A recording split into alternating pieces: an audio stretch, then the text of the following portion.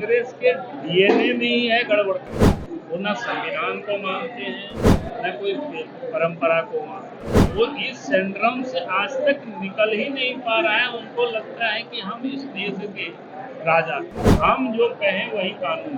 परेशान है राहुल गांधी। अति भक्ति चोरे लक्ष्य। रात्रि को इमरजेंसी लगाया गया और देश के सारे बड़े नेताओं को गिरफ्तार कर लिया गया। अटल जी से लेकर अडवाणी जी, और हम लोग तो सौभाग्यशाली हैं, कभी बिहार में भी थे हम लोग।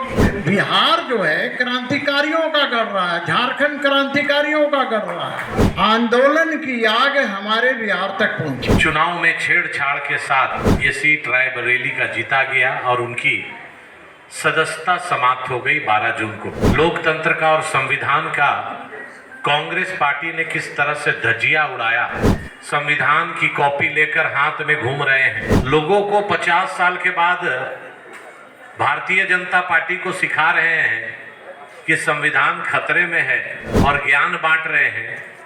वैसे लोग को शर्म आना चाहिए। कांग्रेस के डीएनए में ही है गड़बड़। वो ना संविधान को मानते हैं, न कोई परंपरा को मानते हैं।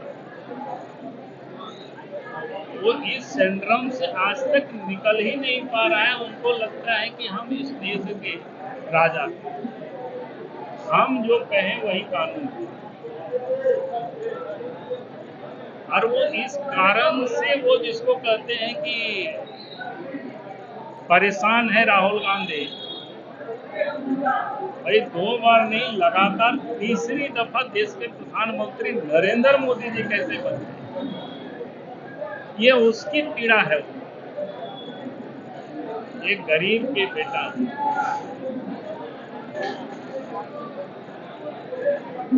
जिसको बोलते हैं कि यूं ही घूमने वाला, यहाँ से वहां झोली टांग करके वो आज देश के प्रधानमंत्री और दुनिया के सबसे लोकप्रिय, उनको बचता ही नहीं। हमें तो कहेंगे कि आप सब लोग कभी रात में भी जा करके देखेंगे, पता करना, तो कभी कभी उनको नींद भी नहीं आता हो, इतना परेशान। तो कहते हैं क्या बोलते हैं, अति भक्ति चोरे लक्ष्य। बंगला में एक कहावत। अब जो लोग कसमें को खूब तोड़ता है, वो लोग कसम खूब खाता है। राहुल गांधी का वही हालत है। भाई इमरजेंसी किसने लगाया था? उनकी दादी ने लगाया। जरा तो थे आज के दिन तो सार्वजनिक रूप से उनको माफी मांगना चाहिए दादी की किए कामों पर, लेकिन वो तो नहीं कर रहे। पूरी दुनिया जानते हैं संविधान में जो 100 से अधिक अमेंडमेंट हुआ इन्हीं लोगों ने किया है। लोकतंत्र की हत्या कैसे की? 132 बार इस देश में राष्ट्रपति शासन लगा, यानी चुनी हुई सरकार बर्खास्त किया गया है। चाहे वो नेहरू जी के शासन में हो, इंदिरा जी के शासन में हो, राजीव जी के शासन में हो, ये पूरे दुनिया को पता है। पीवी नरसिम्हा राव के शासन में हो, यानी कांग्रेस की जब जब राज रही है यही काम हुआ। 10 वर्षों से जो नरेंद्र मोदी जी इस देश के प्रधानमंत्री है, कोई भी एक काम बता दे कि भाई संविधान के विपरीत कोई काम किया। 25 को हम काला दिवस क्यों मनाते हैं? इसलिए मनाते हैं कि 25 जून 1975 को अर्धरात्रि में, अभी कन्फ्यूजन होता है कि 25 जून था कि 26 जून था, क्योंकि 12 बजे के बाद वो 26 हो जाता है। लेकिन अर्धरात्रि को इमरजेंसी लगाया गया और देश के सारे बड़े नेताओं को गिरफ्तार कर लिया गया। अटल जी से लेकर अडवाणी जी और सारे नेता, और हम लोग तो सौभाग्यशाली हैं, कभी बिहार में भी थे हम लोग। 24 साल पहले हम लोग अलग हुए हैं। तो बिहार जो है क्रांतिकारियों का कर रहा है, झारखंड क्रांतिकारियों का कर रहा है। और ये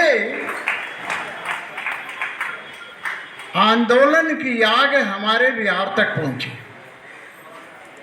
और बिहार में भी छात्र आंदोलन प्रारंभ हुआ। बहुत कम लोगों को ये बात मालूम है, खास करके यहाँ के लोगों को, कि वास्तव में उस आंदोलन की कमान शुरुआत में लोकनायक जयप्रकाश नहीं थे, नारायण नहीं थे,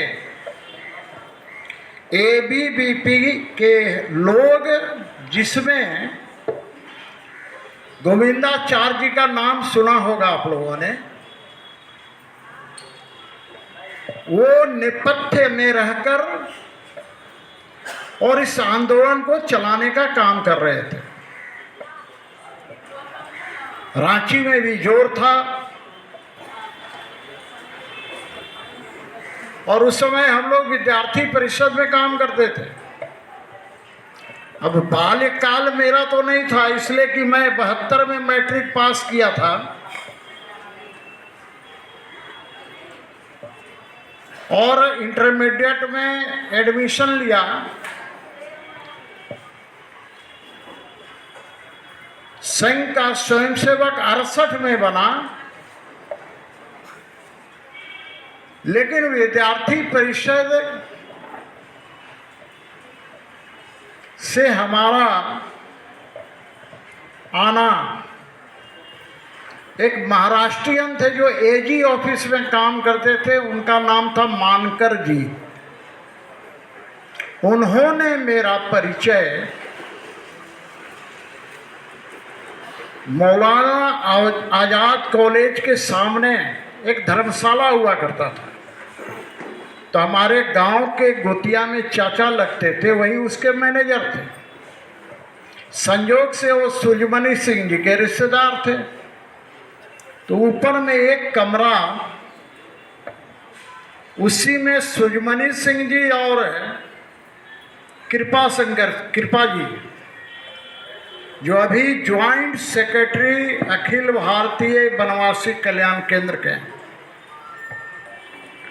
तो पढ़ते भी थे और विद्यार्थी परिषद के काम भी करते थे।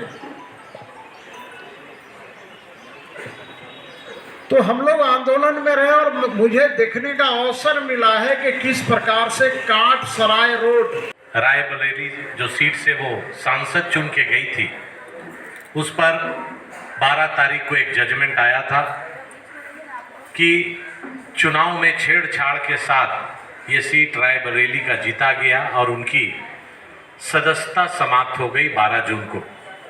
और ठीक 12 जून से 25 जून को रात में लोकतंत्र का और संविधान का कांग्रेस पार्टी ने किस तरह से धज्जियां उड़ाया, जो आज संविधान की कॉपी लेकर हाथ में घूम रहे हैं, संसद भवन में जा रहे हैं और लोगों को 50 साल के बाद भारतीय जनता पार्टी को सिखा रहे हैं कि संविधान खतरे में है और ज्ञान बांट रहे हैं। वैसे लोग को शर्म आना चाहिए जो 25 जून को देश को आपातकाल की स्थिति में और इमरजेंसी घोषणा हुआ, उसके बाद सभी नेता को नज़रबंद करके जेल में डालने का काम किया जा रहा था। चाहे हमारे अटल बिहारी वाजपेयी हो, लाल कृष्ण आडवाणी हो, चाहे हमारे जितने बड़े नेता थे, सभी को जेल में डालने का कांग्रेस पार्टी ने काम किया।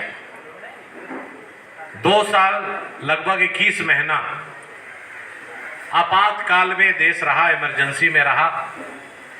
जो हमारे पत्रकार बंधु हैं,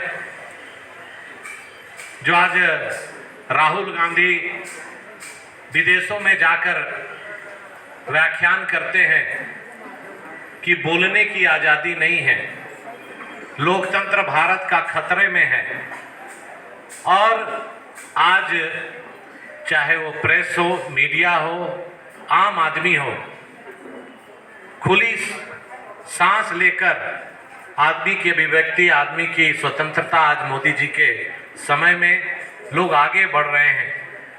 और उस समय पत्रकारिता पर ताला लग गया था।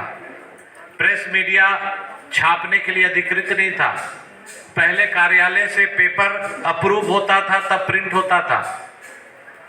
पुलिस लोगों को घर से निकलेगा कौन, अंदर जाएगा कौन, जेल जाएगा कौन, इसके बारे सीपी सिंह जी अभी विस्तृत रूप से बताएंगे। मुख्य वक्ता हमारे बाबूलाल मरांडी जी हैं। लेकिन मैं यही कहूंगा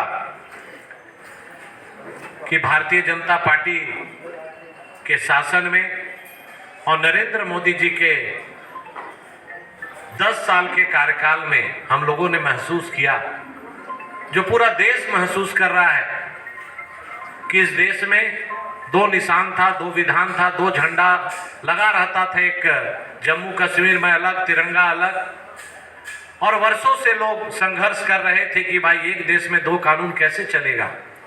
लेकिन पिछले बार जब भारत की जनता ने पूर्ण बहुमत की सरकार भारतीय जनता पार्टी को दी और 370 घंटे नहीं बीते, लेकिन मोदी जी ने 370 को चुटकियों में हटाकर वहां पर तिरंगा का मान को बढ़ाने का काम किया।